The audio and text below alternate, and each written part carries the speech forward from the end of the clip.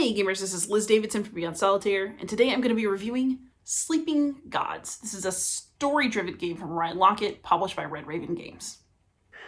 Alright, so here's as much of Sleeping Gods as I could fit on one screen. This game is a massive table hog. But essentially what it is a mashup between a narrative, kind of choose your own adventure game where you're going to different locations, completing different quests. There are different endings to the game, but there's also a game involved, with combat and fatigue and morale and all those other status effects that you would expect from a board game. The premise of Sleeping Gods is that you've been transported to another world on your ship. You want to go home, but the gods are sleeping and you have to wake them by going around this extensive world and collecting totems. So here's our ship here, but you're going to travel all over this atlas. If you go up or down, there are references to what other pages you should visit, and you can check out an entire world in this book. As you explore different locations, you're going to pull out this adventure book and read little passages of text and figure out what happens depending on what you choose to do and whether you succeed or fail in doing it. The basic structure of a turn, though, is fairly simple. You will always do a ship action, and if your ship gets damaged, you will have certain actions cut off to you. But essentially, you can come to different parts of your ship, the sick bay, to get better, or the bridge to reset a bunch of your command tokens, which you'll need. So you're going to different places on the ship each turn. You're taking an associated action. Then you're going to draw an event card. So here's the event deck. You start with mild events, but then they become perilous and deadly. And after that, you get to do two actions. You can travel, which basically just means move around the map. You can explore, which means that you can go to a specific location on the map that you've traveled to and read about it and see if there's a quest there, or some other sort of adventure with a reward or punishment. You can go to the market. So there are cards that you're able to purchase to improve your odds of doing well in this game. And then there are ports that you can visit. And you get to do two of those actions on each turn.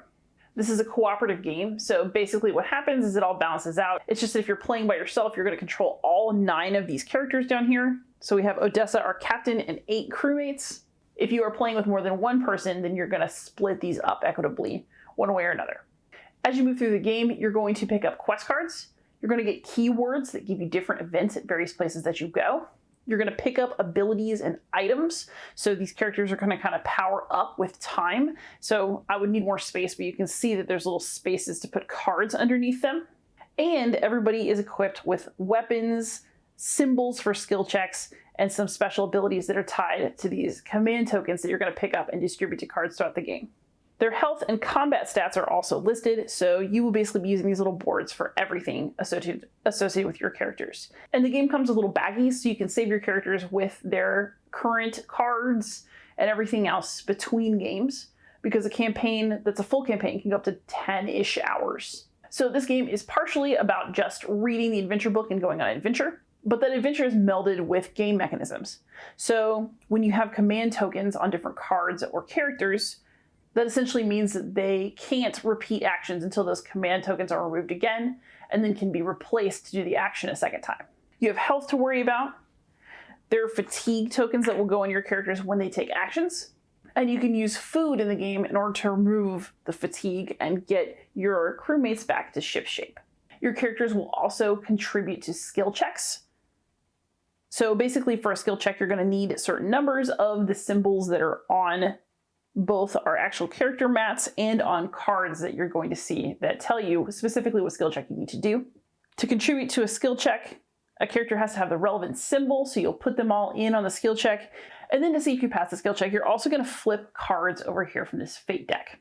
So instead of rolling a die, you have a deliberately distributed range of card values between 1 and 6 that'll tell you whether you pass or fail various skill checks. So in this case, getting a 6 would be pretty great, but there's some 1s in here too. You also have some control over the mix of this deck because this is where your skill cards come from as well. So if you want this rage skill, because you think it's really great, you're also taking a 6 out of your fate deck, and that impacts the odds of doing great on future skill tests. This game also has a really combat system, because of course if you're going on a big quest through unknown isles, you are probably going to run into some enemies. So I'll just show you the first couple so you can look at them. And the enemies are quite interesting because instead of just hitting back and forth for HP, what you're doing is when you do damage to an enemy, you choose what squares to deliver that damage to, and it has to be adjacent. So depending on how much damage you're able to do to an enemy, You might want to block extra damage they can do, or you might want to just cover all of the hearts, in which case that means an enemy has been defeated. So you have some strategic choices in terms of what parts of an enemy to damage first. There's a lot of precision where that comes from. It's also possible to do splash damage, so depending on how the enemies are configured, you could hit this one and do some adjacent damage over here to hit its neighbor.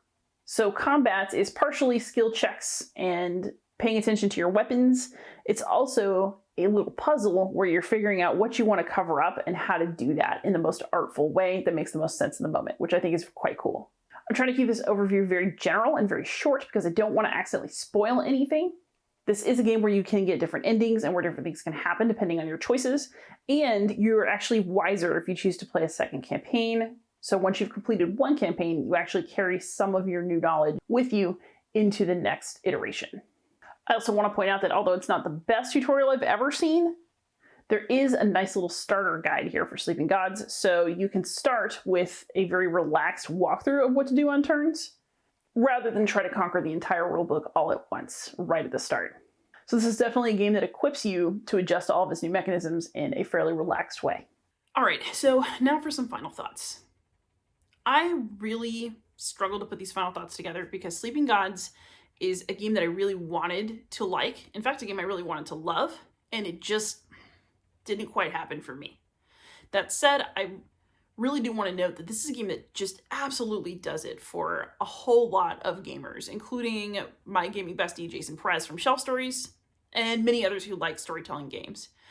I was really hopeful for this one. I have not necessarily loved Red Raven entries in the past, like Above and Below or Near and Far, but I thought that Sleeping Gods would maybe be the ultimate iteration of that form and that it would finally get me there. And it just didn't.